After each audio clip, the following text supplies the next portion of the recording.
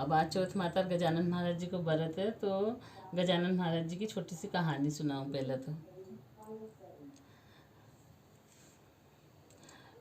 चंदन चौक छोटा, छाना की छनियारी, पानी की पनियारी, सुनो गजानन महाराज की कहानी। चंदन चौक छोटा, गोरा का नंद गणेश मोटा। ये गजानन महाराज जी की कहानी है छोटी सी।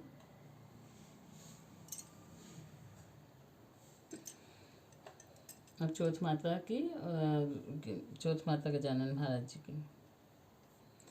तो एक गांव के अंदर एक ब्राह्मणी रहती है।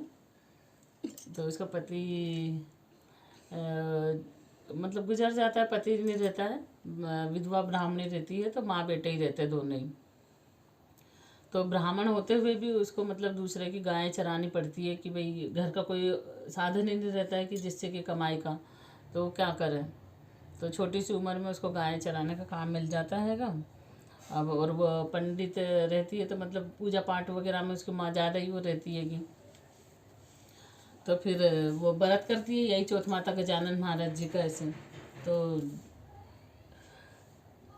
अब गरीब तो रहते ही हैं, तो क्या करे, वो तो रोटी कर लेती है, ऐसे एक रोटी मोटे से पिंडा सा ऐसे बना लेती है, और उसके 4 लड्डू ऐसे बना बना के पिंडे रख देती है कि भाई ये एक मेरे बेटे का, एक गाय का, और एक ये प्रसाद का हो गया, और एक बचेगा जो मैं खा लूँगी।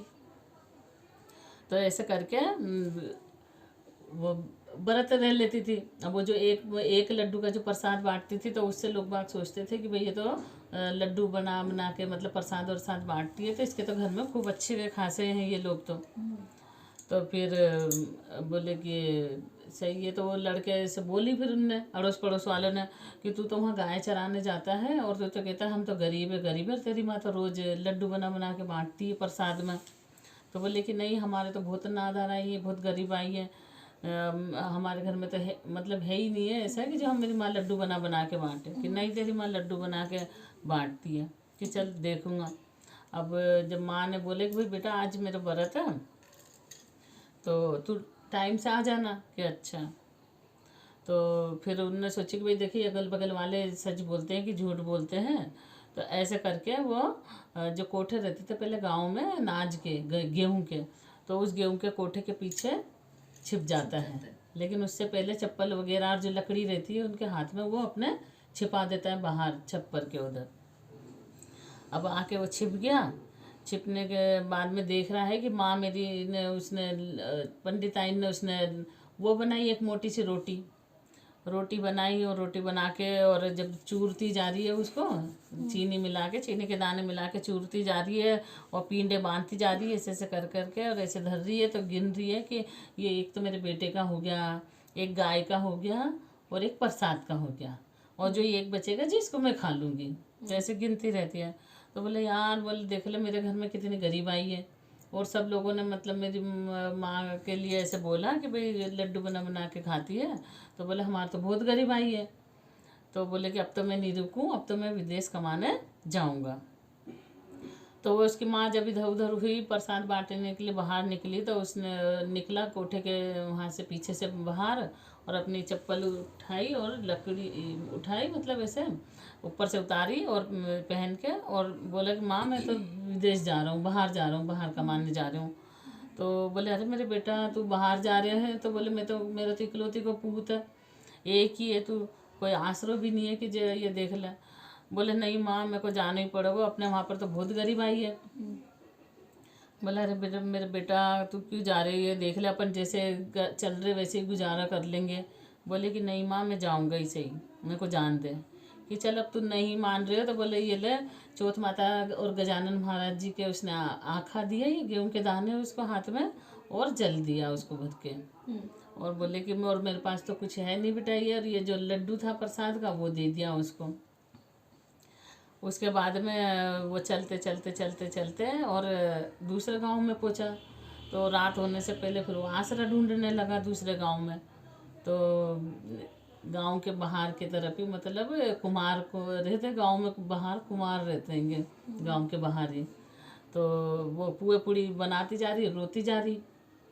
तो बोले कि भाई ये पूड़ी भी बना रही है, रो भी रही है। तो गया वो पास में उसका ना चूल्हे के उधर, तो बोले माई तू रो भी रही है और पुआ पूड़ी भी काट रही है, बना रही है। तो बोले कि क्या बात है ऐसी?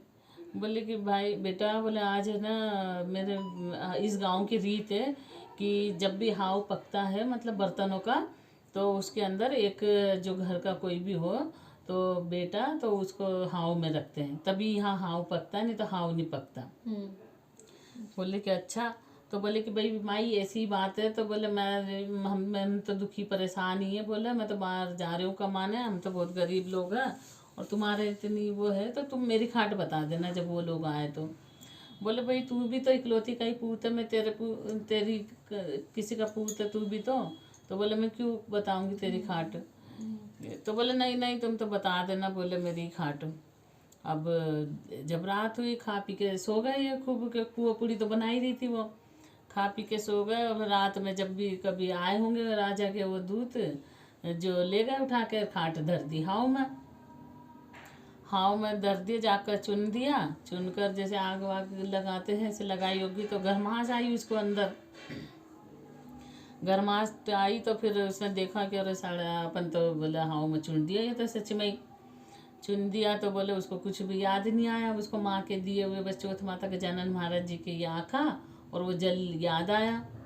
तो बोले कि अब क्या करूँ? तो उन्होंने क्या करा, उसने लड़के ने करा कि आँखा जो दिए थे गेहूँ के वो तो अपने चारों तरफ बिखेर दिए और जल को उनके ऊपर छिड़क दिया ऐसे अपने चारों तरफ, और चौथ माता और गजानन महाराज जी का नाम लेकर खाट पर बैठ गया।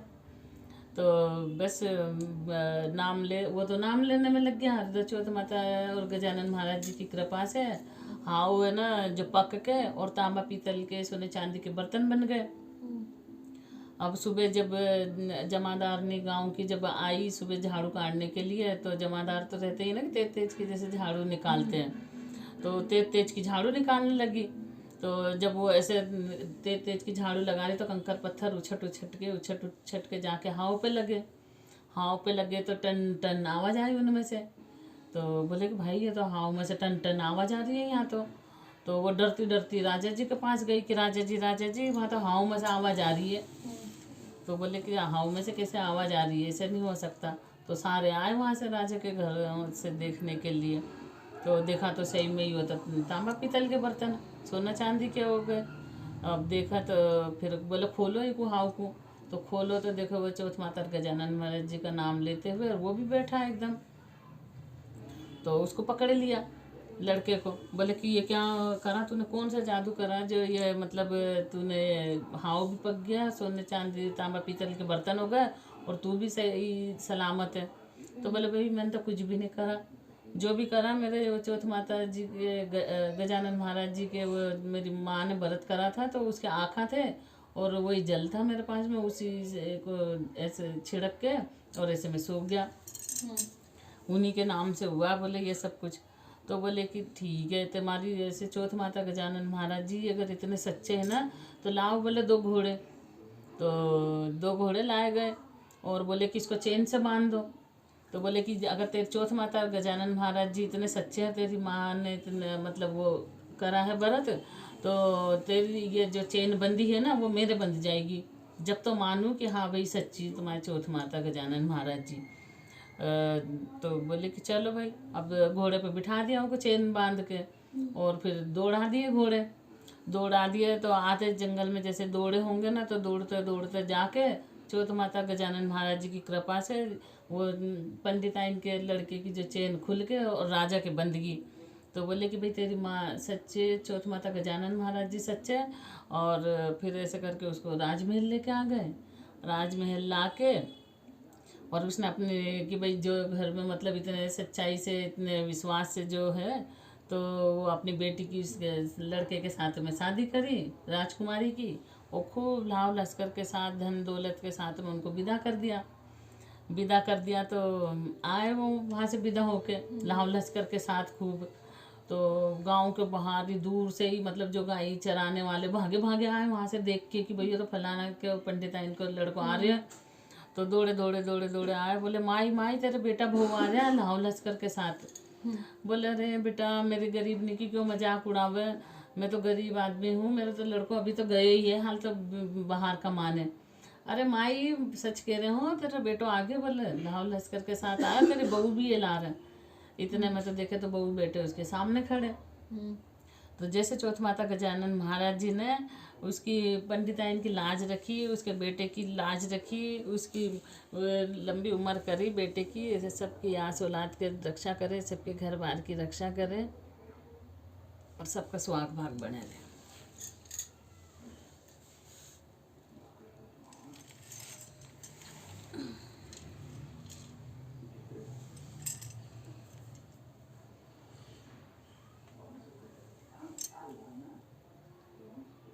ये चौथ माता गजानन महाराज की कहानी थी बस।